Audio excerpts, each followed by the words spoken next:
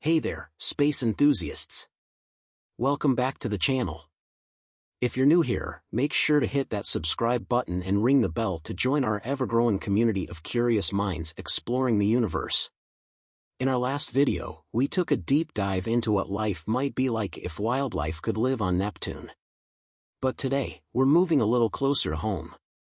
We're going to explore our next-door neighbor in the solar system, Venus. It's the second planet from the Sun and the closest planet to Earth, yet it's shrouded in mystery.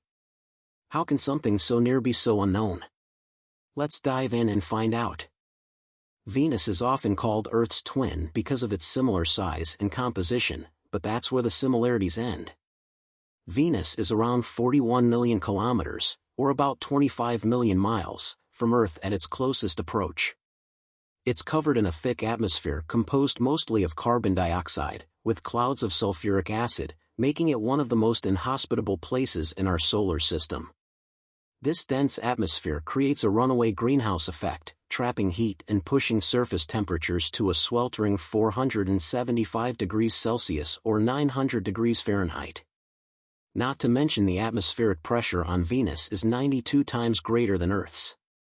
Imagine standing 900 meters, or nearly 3,000 feet, underwater. That's what it would feel like just standing on Venus's surface. So, what would it be like to live on Venus right now? Well, with its searing heat, crushing pressure, and toxic atmosphere, it's safe to say that humans would have a pretty tough time. You'd need a suit stronger than any submarine, a cooling system that could rival the best air conditioning on Earth, and a supply of breathable air to avoid the choking, acidic clouds. But let's put on our imagination hats and think about something even crazier. What if life had adapted to live on Venus? Let's imagine a world where life did somehow find a way to thrive on Venus. To survive in such extreme conditions, life forms would need to be incredibly resilient and highly specialized. Let me introduce you to a creature that might call Venus home, the Plasma Wraith. The Plasma Wraith is an entirely alien life form that thrives in the upper atmosphere of Venus. Unlike anything we've ever seen on Earth. The Plasma Wraith is an ethereal, jelly-like entity that floats through the upper atmosphere of Venus. It has no fixed shape or form, appearing as a glowing, amorphous cloud. Its body is semi-transparent, with a plasma-like consistency that allows it to morph and change shape fluidly. The Plasma Wraith's body is made of a unique silicone-based plasma that is resilient against the extreme conditions of Venus. This substance is not only heat-resistant, enduring temperatures well above 450 degrees Celsius, 850 degrees Fahrenheit, but also highly adaptable to the acidic atmosphere, showing no signs of corrosion. It emits a faint, eerie glow that varies in intensity, mainly due to its energy absorption and storage processes. This glow is a result of the plasma's reaction to the electrical energy it absorbs from lightning storms in Venus's atmosphere. Unlike most Earth organisms that rely on organic matter for sustenance, the Plasma Wraith feeds on pure electrical energy. It absorbs this energy directly from Venus's frequent lightning storms, using its entire body as a massive, organic capacitor. This energy is stored and slowly metabolized, providing the Wraith with all the nourishment it needs. The Plasma Wraith has a specialized, porous outer membrane that allows it to capture and store electrical energy. When a lightning strike occurs nearby, it extends tendrils of plasma to conduct the electricity into its body. These tendrils retract after the energy is absorbed, and the Wraith glows more brightly immediately following a successful feeding. The Plasma Wraith drifts through the upper layers of the atmosphere, propelled by Venus's strong winds. It uses slight changes in its shape to control its buoyancy and navigate through the thick clouds, moving away from the more chaotic lower atmosphere. Plasma Wraiths reproduce asexually through a process called binary fission. When a Wraith has absorbed enough energy, it can split into two smaller, identical Wraiths. This process ensures a constant population despite the harsh conditions. Its silicone-based plasma structure provides resilience against both the heat and the acidic nature of Venus's atmosphere. Additionally, its ability to absorb and store electrical energy allows it to survive in an environment devoid of organic nutrients. Now, let's meet the Magma Skater.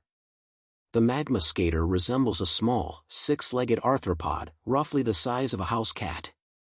It has a hard exoskeleton made from a composite of silicates and metal alloys, giving it a metallic, reflective surface that shimmers in the intense light of Venus.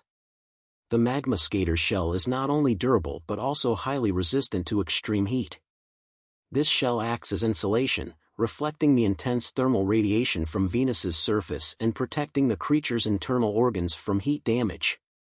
Its 6 legs are strong and equipped with sharp, claw-like appendages that allow it to scuttle quickly across the molten terrain. These legs are also jointed to enable swift directional changes and high-speed dashes to avoid danger or capture prey. The Magma Skater is a carnivore, feeding on small, heat-resistant organisms that it finds burrowed in the cracks and crevices of Venus's rocky surface. Its primary diet consists of microfauna that have adapted to the extreme temperatures and pressures of the planet's surface.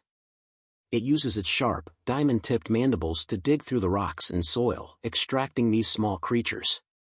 The Magma Skater's keen senses can detect minute vibrations in the ground, allowing it to pinpoint the location of its prey with high accuracy. The Magma Skater is highly agile, capable of rapid movement to escape predators or chase down prey.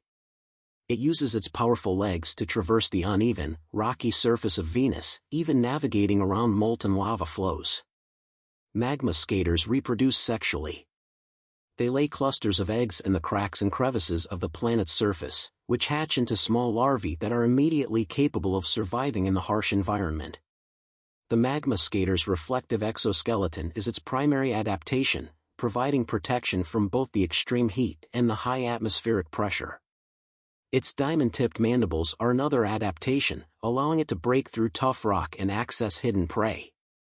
And finally, we have the Shadow Strider, a mysterious and elusive predator that dwells in the cooler, but still deadly, lower atmosphere of Venus. The Shadow Strider is a larger, more formidable creature compared to the Plasma Wraith and Magma Skater. It has a long, sleek body covered in dark, chameleon-like skin that allows it to blend into its surroundings seamlessly. It has multiple limbs that are highly flexible, with strong claws for gripping surfaces. The Shadow Strider's skin is covered in specialized cells that can change color and texture, helping it camouflage perfectly against Venus's rocky terrain and dense, foggy atmosphere. This adaptation makes it nearly invisible to prey and potential threats. It has highly developed sensory organs, including compound eyes that can detect a wide range of electromagnetic radiation, from visible light to infrared. This enables the Shadow Strider to see through the thick clouds and detect the faint bioluminescence of Plasma Wraiths and the heat signatures of Magma Skaters. The Shadow Strider is an apex predator and highly opportunistic. It feeds on both Plasma Wraiths in the upper atmosphere and Magma Skaters on the surface, making it one of the most versatile hunters on Venus. To catch a Plasma Wraith, the Shadow Strider relies on stealth and ambush tactics. It uses its chameleon-like skin to hide in the clouds, then strikes quickly with its long, barbed tongue to pierce the Wraith's plasma body and siphon off its energy-rich plasma. When hunting Magma Skaters, the Shadow Strider uses its powerful limbs to quickly close the distance and its sharp claws to grip onto the skater's hard shell. It then employs a specialized, spear-like proboscis to pierce the exoskeleton and inject digestive enzymes, liquefying the internal tissues for consumption. The Shadow Strider moves with a fluid, graceful motion, whether it's floating stealthily through the upper atmosphere or crawling along the rocky surface. It can cling to walls and ceilings, using its limbs to navigate vertical surfaces and even hang upside down. Shadow Striders reproduce by laying eggs in protected crevices high in the atmosphere. The young hatch fully formed and are immediately capable of hunting smaller prey, gradually growing into their role as apex predators. The Shadow Strider's adaptive camouflage, versatile limbs, and specialized feeding mechanisms are its key adaptations. These features allow it to hunt effectively in both the atmosphere and on the ground, making it a highly successful predator in Venus's extreme environment. So, how do these creatures interact?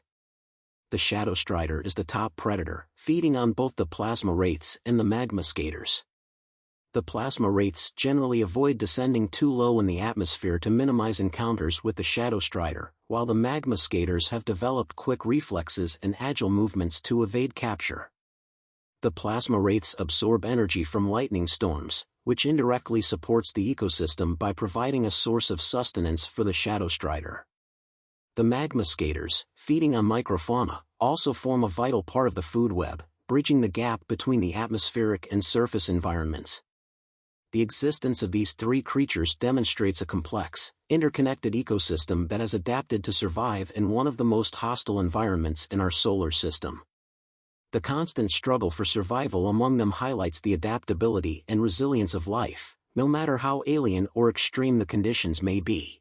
It is a lot to think about. Imagining life on Venus might seem far-fetched, but it helps us think about the incredible adaptability of life and what might be out there waiting for us to discover. Who knows? Maybe one day, we'll find real creatures living on our neighboring planets. That's all for today. Thanks for joining us on this imaginative journey to Venus. If you enjoyed this video, make sure to give it a thumbs up, and let us know in the comments what planet you want to explore next. We're just getting started with our tour of the solar system, so stay tuned for our next video, where we'll dive into the mysteries of another fascinating world. Until then, keep looking up and stay curious.